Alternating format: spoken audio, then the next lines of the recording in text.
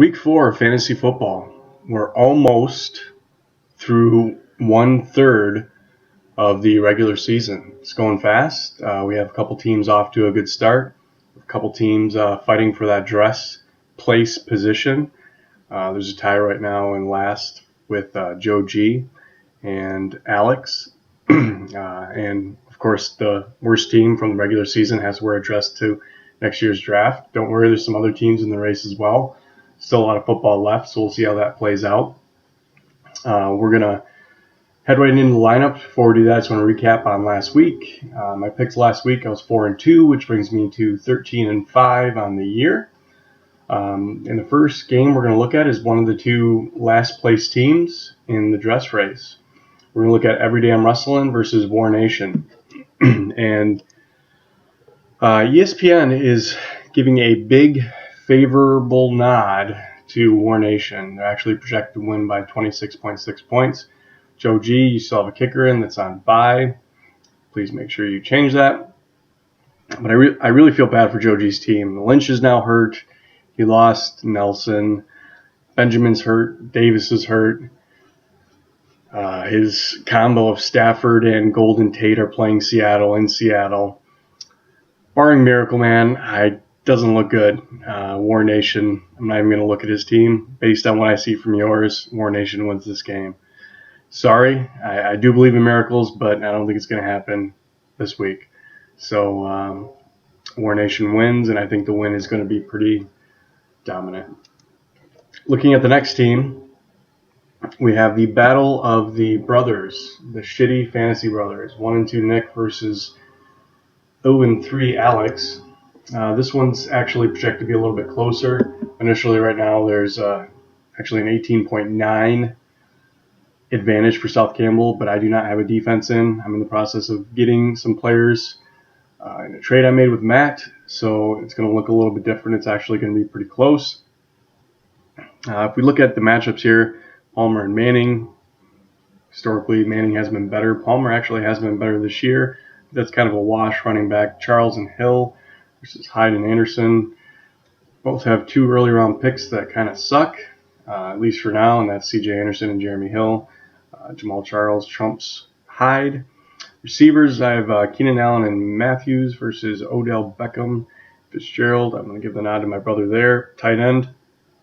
Me, flex, my brother, defense, me, kicker, who cares? So this one's going to be close. I'm going to give this one to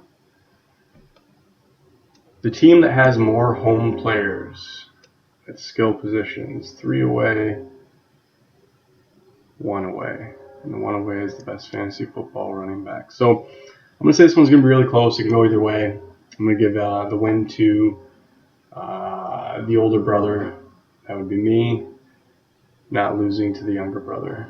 Team Nick wins. Next matchup we're going to look at is one of two perfect teams. It is Team Markovich, my dad, versus Metal Militia, Aaron Goldfarb, who's sitting at 1-2. Another candidate for the dress race. However, he has a couple guys. His lineup is actually somewhat awkward due to the fact that he doesn't have a starting quarterback in, and he does not have a starting defense in. I'm sure he'll fix that. But nonetheless, he's still projected to lose by 32. Peterson is playing, but he's playing Denver. It'd be interesting how he's used there if they fall behind really. I mean, obviously, he is using the passing game, so should be okay. Freeman is questionable. So I don't expect the same week he had last week, but yeah, right now he's number 2, number 3 running back, and number 5 receiver, and number 6 receiver. Not bad. My dad's team has one big bye, which is Edelman, so the team's a little bit weaker. I still like the lineup. I think it's going to be consistent. Russell Wilson at Detroit, Le'Veon Bell, Baltimore tonight, Mark Ingram, Randall Cobb.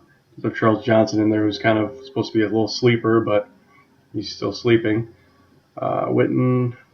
This one's going to be close. I don't know who he's going to put in for his injured Roethlisberger or the defense, but I'm going to say my dad continues on and goes to 4-0.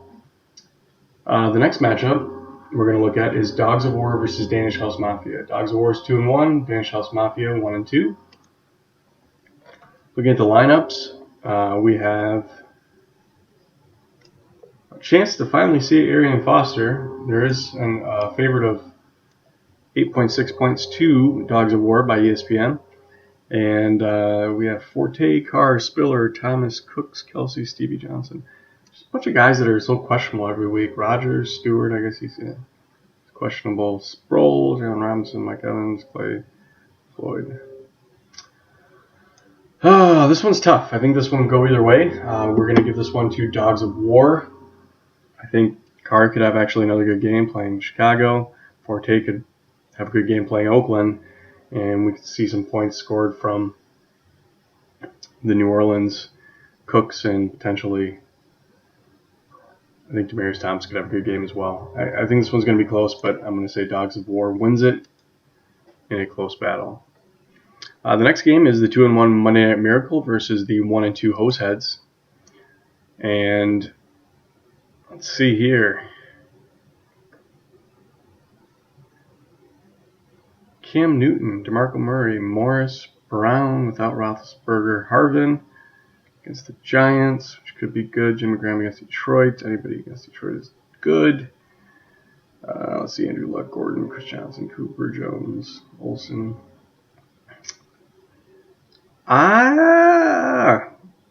ESPN is favoring Hoseheads by 1.8, so they think it's going to be close. I am going to agree with ESPN and say the Hoseheads will win. In terms of star power, Monday Night Miracle definitely has the name recognition star power, but in terms of guys that have been performing recently, I think Andrew Luck's going to get back on track. Assuming that he plays, I think Hoseheads will win. Expect big games out of Amari Cooper, Andrew Luck, Melvin Gordon, and Greg Olsen. And finally, we will go to the game of the week, and it seems like Van Roto is the game of the week every single week. However, the reason this is the game of the week is because we have two of the top teams going at it. Jamie Proctor in the amusement park at 2-1 versus Van Roto and the Matt Van Ortwicks at 3-0. So let's see what the Matt Van Ortwicks have in store. I projected my dad's going to keep his pace going as undefeated, and let's see if Matt's going to do the same. Right now, ESPN is favoring the amusement park. He does not have Tom Brady, but Phillip Rivers against Cleveland is a good matchup. Lacey against San Fran, good. Danny Woodhead against Cleveland. Interesting to see how he gets used. I mean, I think Gordon's being used more now. Sanders versus Minnesota, good. Hopkins against Atlanta, real good. Heath Miller, Baltimore, who knows. Brandon Marshall is coming alive. Bengals defense, pretty solid. We're going to have Van Roto. We have Taylor against the Giants. That's a pretty good matchup. Ivory versus Miami. Questionable. He was questionable last week, and he was supposed to play, and he never actually took the field. So we'll see what happens there. But there are new players coming for Van Roto, which could definitely change this up. I don't know if it'll change it up for the better this week, though. He traded for a long-term investment in terms of Des Bryant, who is turning into the horror of the league. He's now been on his third team. But looking at this, if we kind of plug out some guys and plug some guys in, James Jones stays, Jordan Matthews goes out, then either Yeldon is in the flex or Ryan Matthews if DeMarco Murray is not playing. I'm assuming he does not have the Cardinals defense. Blair Walsh. So, this one's going to be tough. I think actually the more solid team is the amusement park, and I am going to say the amusement park will upset, not necessarily by the score, but upset Van Roto and take over as one of the top teams in the league, potentially the top team in the league if he beats Van Roto and my dad loses. So there you have it. Those are the Week 4 predictions. And everybody, good luck and enjoy football. Thanks. Bye.